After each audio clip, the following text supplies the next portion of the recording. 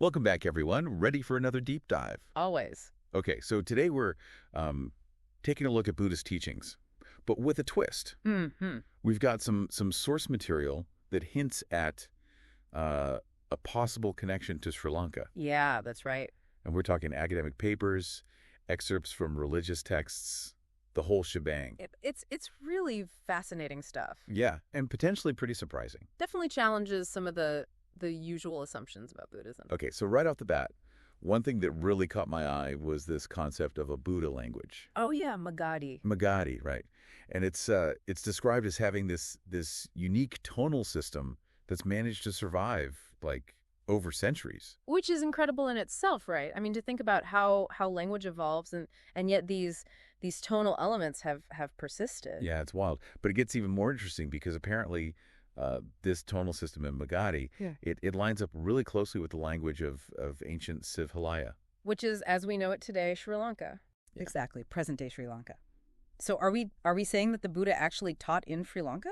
Well, that's certainly a possibility that these sources want us to consider. I mean, they suggest that the whole region known as Jambudvipa, which is described in these ancient Buddhist texts, might actually correspond to a specific area within ancient Sri Lanka. Whoa. Okay, so that's a pretty big claim. It would totally flip the script on how we usually understand like the whole history of Buddhism. It would be a major shift. But before we go too far down that rabbit hole, let's circle back to the actual teachings themselves. Sounds good. One thing that really struck me, especially in the source Shochaka Sutta, was this emphasis on Buddha Dhamma.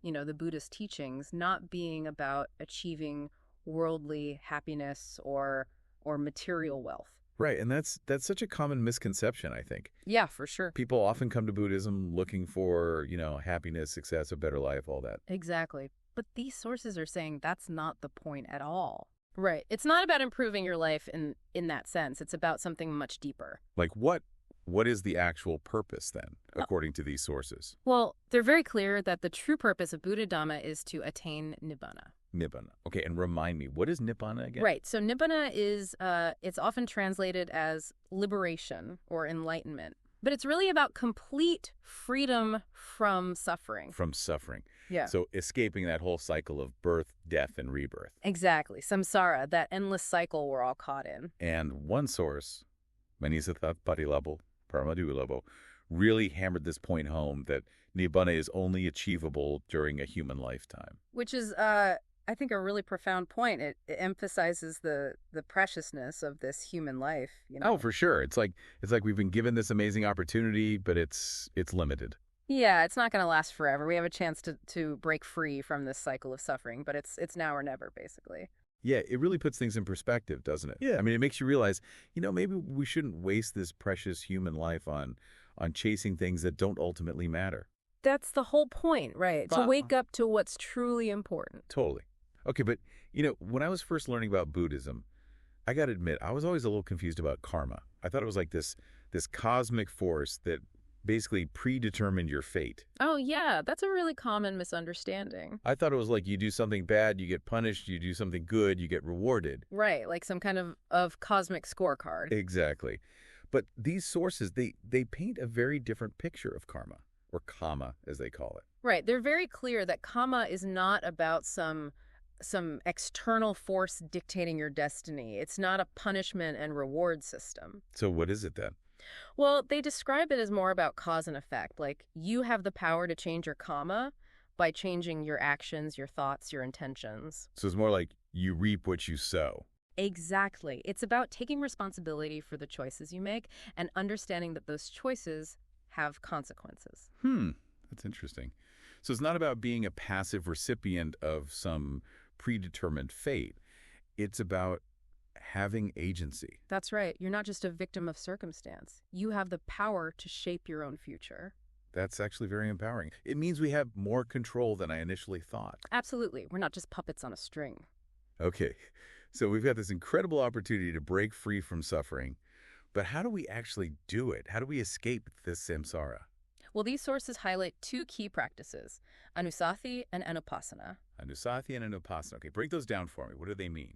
So ānāsathi is often translated as mindfulness. Mindfulness. Okay. And ānāpāna is insight. Okay, so mindfulness and insight. Yeah. How do those actually work? Like, what do you do? Right. So mindfulness is about developing this moment-to-moment awareness of your thoughts, your feelings, your sensations. Okay, like being present in the moment. Exactly. But not just being present, but also observing those thoughts and feelings without judgment. Without judgment. So not getting caught up in them. Right. Like imagine you're watching clouds drift across the sky. You just observe them. You don't try to control them. You don't judge them. Okay, I can see how that could be helpful. But what about insight? How do you develop insight? Well, insight is about seeing the true nature of reality. It's about realizing that everything is impermanent. Everything is interconnected. Okay, deep stuff. And it's about understanding that we're not separate from the world around us. We're all part of this vast, interconnected web of life. Yeah, that's a big shift in perspective, but how do you actually get to that point? How do you cultivate that kind of insight? Well, one of the sources, Remove the Blinds of the Eye and Gaze Upon the Truth, talks about this concept called Hela Atuva. Hela Tuva. What's that? So Hela Atuva are these original commentaries on Buddha Dhamma. Commentaries, okay. But here's the thing. They were written in Hela. Hela.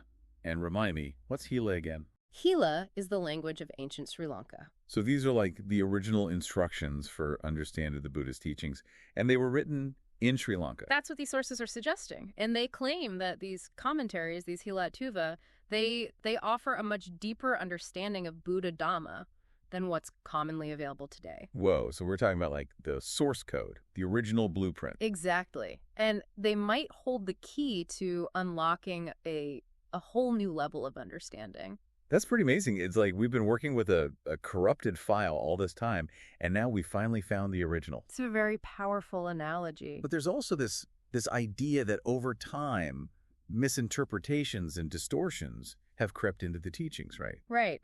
As Buddhism spread, it was translated and reinterpreted through different cultural lenses, and that process inevitably led to some changes, some things getting lost in translation, so to speak. So what we know as Buddhism today might be quite different from what the Buddha actually taught. That's a real possibility, and that's why these sources are so important. They're urging us to re-examine our assumptions, to look deeper, to go back to the source. So how do we avoid falling into those traps?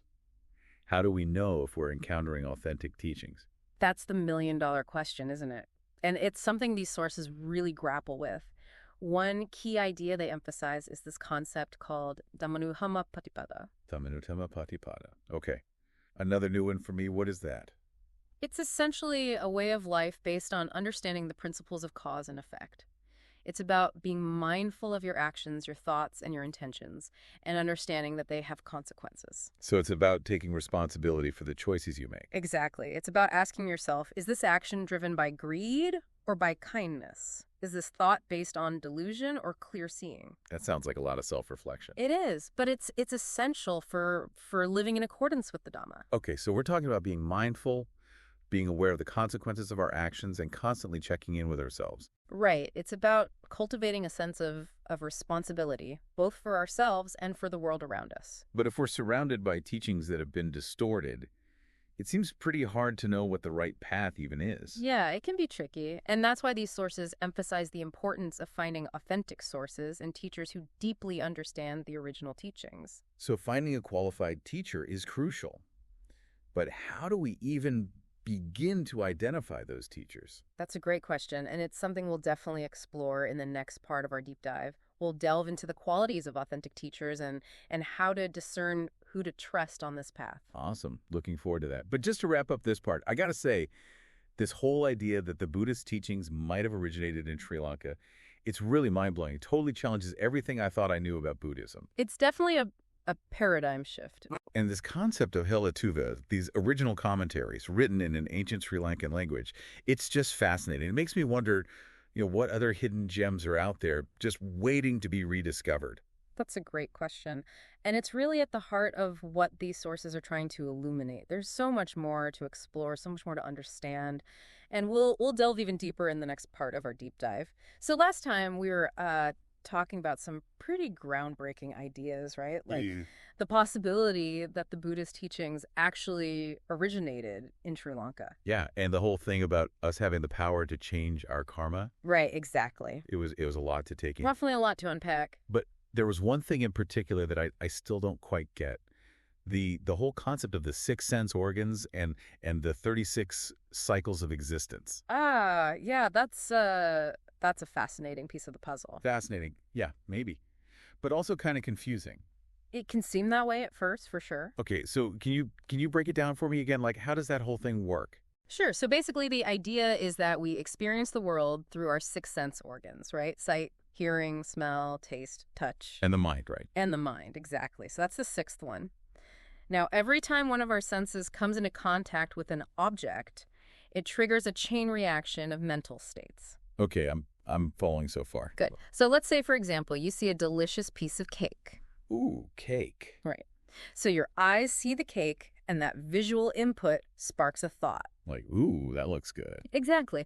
Or maybe I want that cake. That feeling of desire, that craving, that's the first cycle. Okay, so one cycle down, 35 to go. Right. But then almost immediately, another cycle kicks in. Maybe you start thinking, wait, I shouldn't eat cake. I'm trying to be healthy. The inner struggle is real. It is. So now instead of craving, you're experiencing aversion. You're pushing away the desire. So it's like this back and forth, this mental tug of war. Precisely. And according to these sources, this cycle, this craving and aversion, it happens 36 times for each sense contact. 36 times, seriously. No. That's what the teachings say. And it's happening so fast, we're usually not even aware of it. Wow, that's kind of mind-blowing. So basically what they're saying is we're creating our own suffering through this constant cycle of reactivity. That's a great way to put it. We're not just passively experiencing the world, we're actively shaping our reality through our reactions. So it's not the cake that's the problem, it's my reaction to the cake. Exactly. The cake is just the cake. It's our attachment to it or our aversion to it that causes suffering.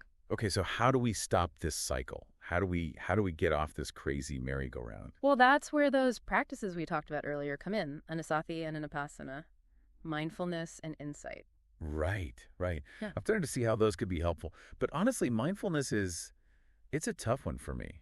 Like, I can't seem to quiet my mind for more than a few seconds. Yeah, that's a common experience. A lot of people struggle with that. So any tips from these sources on how to actually do it? Well, one thing they emphasize is that mindfulness isn't about emptying your mind or stopping your thoughts altogether. Because that seems impossible. It is. It's more about shifting your relationship to your thoughts. Okay, so how do you do that? Instead of getting caught up in the content of your thoughts, try to just notice them as they arise. Like imagine you're sitting by a busy street, watching the cars go by. You don't jump in every car that passes, you just observe them coming and going. Okay, that's a helpful image. So observe the thoughts without engaging with them. Exactly. And that creates a little bit of space, a little bit of distance. You're not so controlled by them. Right. You start to see that you're not your thoughts. You're the one observing the thoughts. That's pretty powerful. It is. And the more you practice this, the more that sense of space and freedom grows. Okay, what about insight? How do you cultivate that deeper understanding of reality? Well, the source, Pina Kusalaya and Sotapethi Palayang, suggests that connecting with the Kalyanamitta can be really helpful for developing insight. A Kalyanamitta, what's that do? It's essentially a spiritual friend, a mentor, someone who embodies the qualities of the Dhamma. So like a teacher. Yes, but it could also be a friend, a family member, even someone you meet online. The key is that they inspire you to live in accordance with the Dhamma, to walk the path. So it's like having a guide in unfamiliar territory. Exactly. Someone who can help you see more clearly, understand the teachings more deeply, and navigate the challenges along the way. Yeah, I could see how that could be really valuable. But does a Kalyanamitta have to be like a monk or a nun? Not necessarily. The source emphasizes that a Kalyanamitta can be anyone who embodies wisdom, compassion, and ethical conduct. It's about the qualities they embody, not their status or position. Okay, that makes sense. Yeah. So it sounds like a lot of the confusion and distortion around Buddhism might stem from the fact that, the teachings have been passed down through so many different cultures and languages over the centuries. Absolutely. And one of the sources, Why Should Gila People Be Cognizant, really highlights that point. It suggests that as the Buddhist teachings spread from Sri Lanka, they were inevitably interpreted and reinterpreted through different cultural lenses. So what we know as Buddhism today might be might be quite different from what the Buddha actually taught. That's a very real possibility. And that's part of what makes these sources so compelling. They're inviting us to question, to explore, to dig deeper. It makes me wonder if these early teachings did originate in Sri Lanka, like these sources are suggesting, how did they spread to the rest of the world? That's a great question. And the sources point to a combination of factors. Traveling monks who shared the teachings, royal patronage from rulers who supported the spread of Buddhism, and the gradual assimilation of the teachings into different cultures. So it wasn't just one thing. It was a whole process of transmission and transformation. Exactly. And over time, as the teachings spread, they inevitably evolved and adapted. Which makes sense. Yeah. But it also makes you wonder, how do we get back to the original teachings? How do we sift through all the layers of interpretation and find the truth? That's the million-dollar question, isn't it? And the sources, they offer a few strategies. One is to study the original texts, if possible. Another is to seek guidance from teachers who have a deep understanding of the original language and context of the teachings. So teachers who are familiar with Hela Tuva, for example. Exactly. But perhaps the most important thing they emphasize is cultivating your own wisdom and discernment. So not just blindly accepting what you're told, but really investigating the teachings, testing them against your own experience. That's the heart of it. The Buddha himself encouraged his followers to question, to investigate, to not simply take his word for things. There's a quote, right? Something about not believing something just because it's written in your religious books. Exactly. He said, don't believe something just because it's been passed down for generations. Don't believe it because it's spoken and rumored by many. Don't believe something just because it's found written in your religious books. Don't believe in anything merely on the authority of your teachers and elders. But after observation and analysis, when you find that anything agrees with reason and is conducive to the good and benefit of one and all, then accept it and live up to it. Wow, that's pretty radical for a spiritual teacher. It is, but it's also incredibly empowering.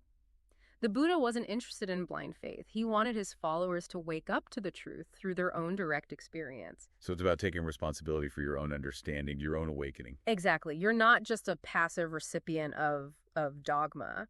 You're an active participant in your own spiritual journey. And, one of the sources, Manisatapatilabu Paramadulabu, it reminded me that being born human is this incredibly rare and precious opportunity. It is. And it's easy to forget that sometimes. I used to think that was just, a nice sentiment. But now I'm starting to appreciate the deeper meaning. Like we actually have a chance to break free from this cycle of suffering. And not only that, but we also have a responsibility to use this precious human life to benefit others, to make the world a better place. So it's not just about personal liberation. It's about contributing to the well-being of all beings. That's a key part of it. One of the sources even compares it to a mother's love for her child. It says, just as a mother would protect her only child at the risk of her own life, even so, let one cultivate a boundless heart towards all beings.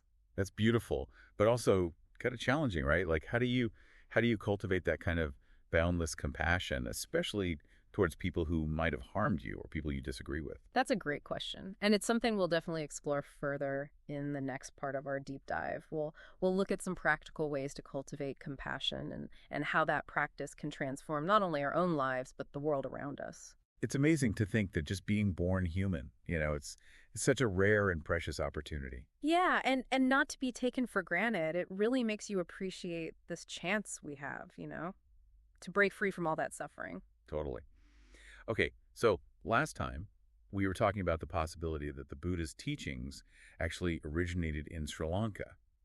And you hinted that there might be actual evidence supporting this idea. So what's the evidence? Well, there are a few sources, like why should Hela people be cognizant and remove the blinds of the eye and gaze upon the truth, that really dig into this. They suggest that Siphalaya, ancient Sri Lanka, was made up of 4 different states, and one of those states was Jambudvipa. And Jambudvipa, this is where they're claiming the Buddha actually lived and taught, like the actual location of all those key events. That's what they're proposing, yeah. It kind of challenges the whole conventional narrative that places those events in India. So, wait. Are they saying that all those important Buddhist sites, like Lumbini, Bodh Gaya, Sarnath, those were all actually in Sri Lanka? That's their argument. They even offer descriptions and historical evidence to support it. They talk about ancient ruins, inscriptions, even specific geographic features that match up with descriptions in the Tripitaka. Wow, that's pretty wild. But if this evidence is so strong, why hasn't it been widely accepted? Why are we just learning about this now? That's a good question. And it's something these sources actually address. They point to a few factors. One being that those in power often shape historical narratives, right?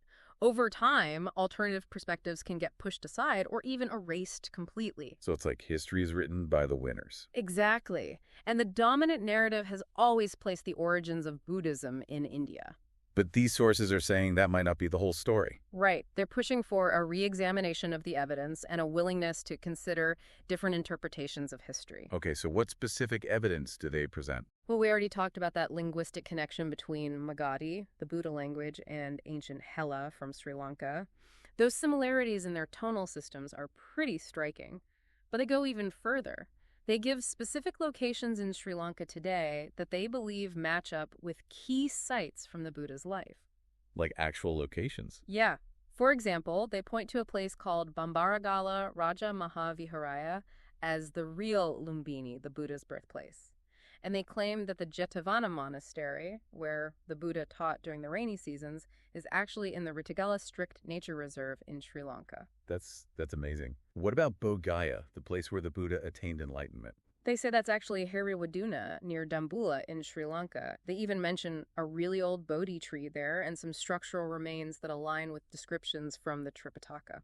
It's incredible to think that these really crucial places in Buddhist history could be somewhere completely different than what we've always been told. Yeah. But even if we accept that, what does it mean for how we understand Buddhism today? Right, that's the big question, isn't it? It makes us rethink not just the historical context, but the core of the teachings. How have different cultural interpretations shaped our understanding of Buddhism over time? Makes you wonder if some parts of the original teachings have gotten lost or distorted along the way. It's definitely possible, and that's where Hela Atuva comes in. Remember those commentaries written in Hela, the ancient language of Sri Lanka? They could offer a whole new perspective on the Buddhist teachings, maybe even a more accurate one, a perspective that hasn't been influenced by later interpretations. So it's like having access to the source code, the original blueprint for the Buddhist teachings. Exactly. And who knows what insights we might find there. It's almost like a paradigm shift in how we understand Buddhism. It shows that history isn't fixed. It's an ongoing narrative that can change. And the search for truth never really ends.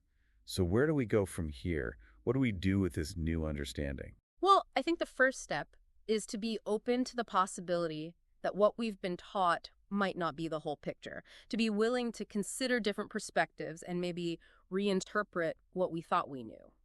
So basically, approach our understanding of Buddhism, and really any belief system, with curiosity and a healthy dose of skepticism. Exactly. Not blindly accepting anything, but thinking critically, questioning, investigating, and ultimately coming to our own understanding of the truth.